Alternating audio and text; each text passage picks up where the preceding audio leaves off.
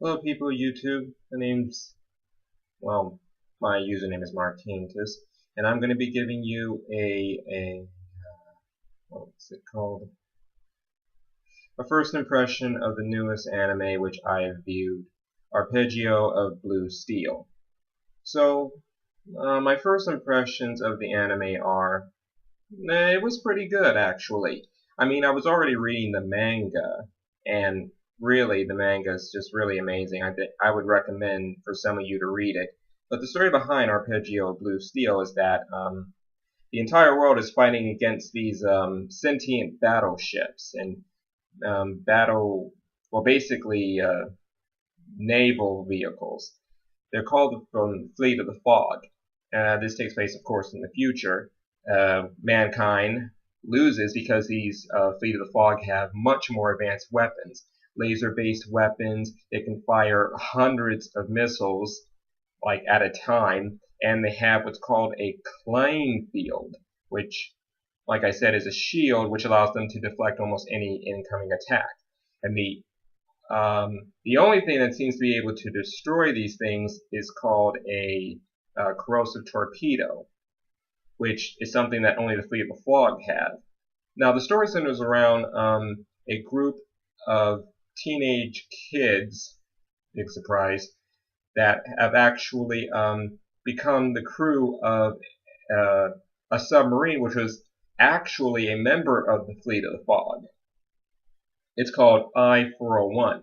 The full name of I is Iona, and she actually goes to find a young boy named Chihaya Gunzo. Pretty unique name. And he actually decides to side with her, and he takes along some of his friends from Naval Academy so that they can go and face off the Fleet of the Fog. And what Gunzo Chihaya provides for Iona is the ability of using very advanced tactics to take down some of the other Fleet of the Fog. Now, the unique thing about these battleships is that they actually have these things called mental models, because, like I said, these are sentient battleships. They didn't at first have, bodies, besides the fact that they are actually ships which act on their own. They come from the bottom of the ocean, I'm assuming. I mean, where else would they possibly come from? Battleships. And they actually create these mental models to give them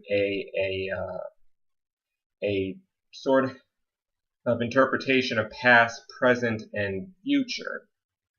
So, they can also learn certain things that humans can learn.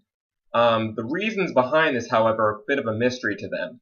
The only thing that they know is that they're following a sort of code called the Admiralty Code, something else which is also mentioned in the manga, but the manga keeps it kind of more in secret of what the Admiralty Code is and, who created it, what is its purpose.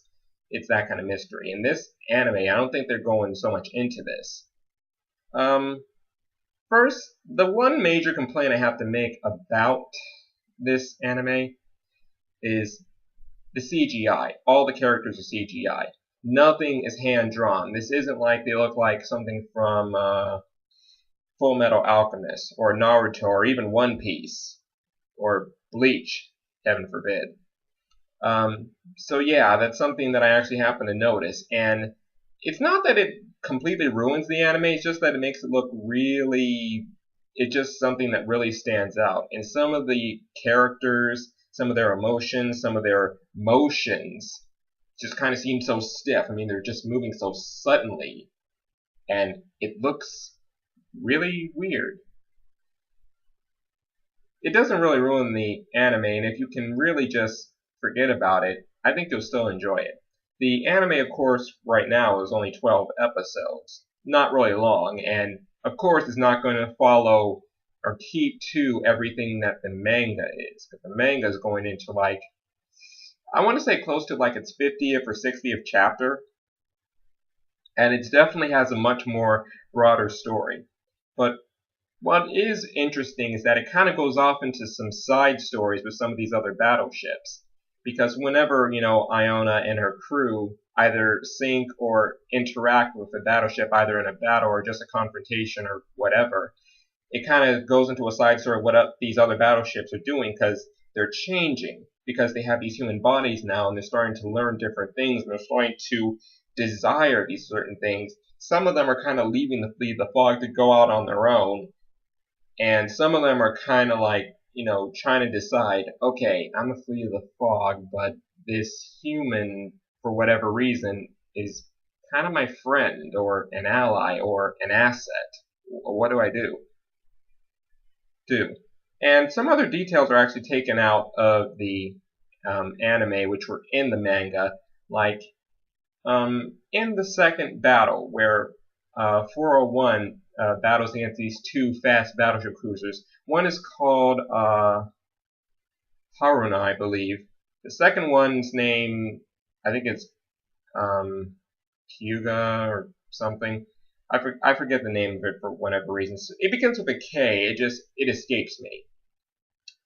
In the anime, the crew actually defeat them by having a corrosive torpedo, which is the only weapon that can really destroy these kind of battleships or do any major damage to them.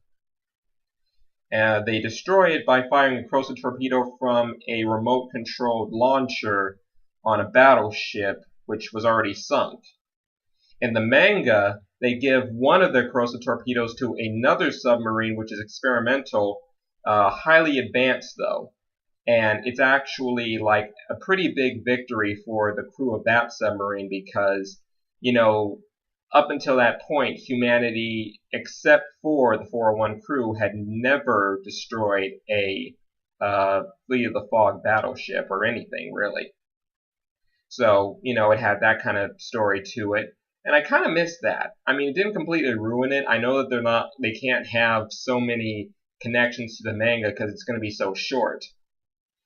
But another one of the problems I have is, again, kind of referring back to the computer CGI.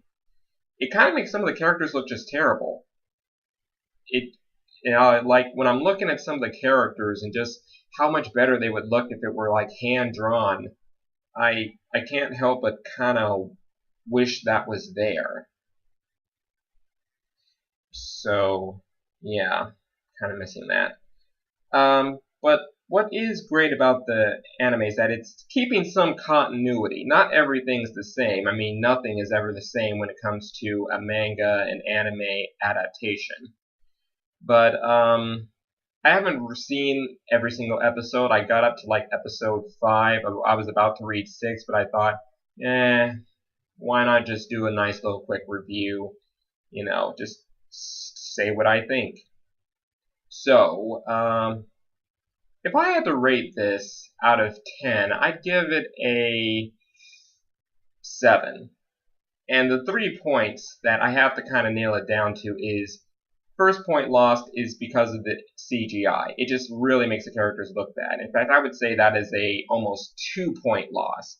The second point is continuity. I know it is a small, short series, but really 12 episodes, that's the best you can do for something like Arpeggio of Blue Steel. Come on. I mean,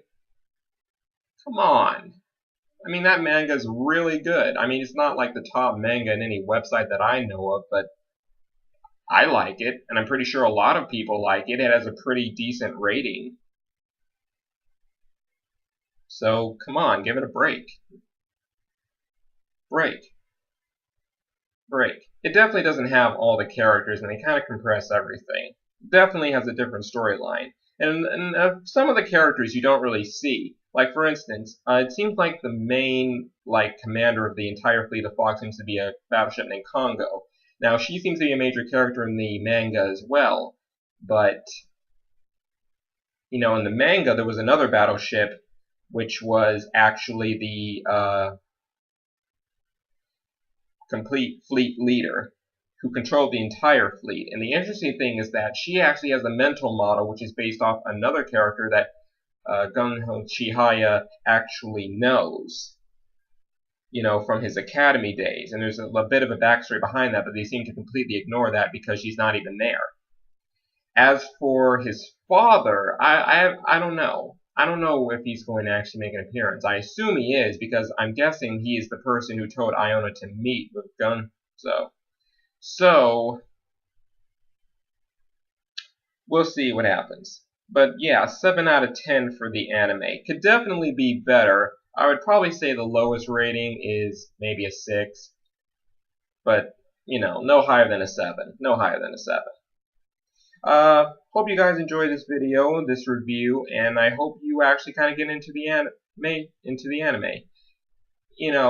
Try and ignore the CGI if you're kind of hating on that crap. And if you don't like the CGI, then just read the manga. The manga is a lot more farther along, has a much more interesting story, more characters, and it's just all around more interesting.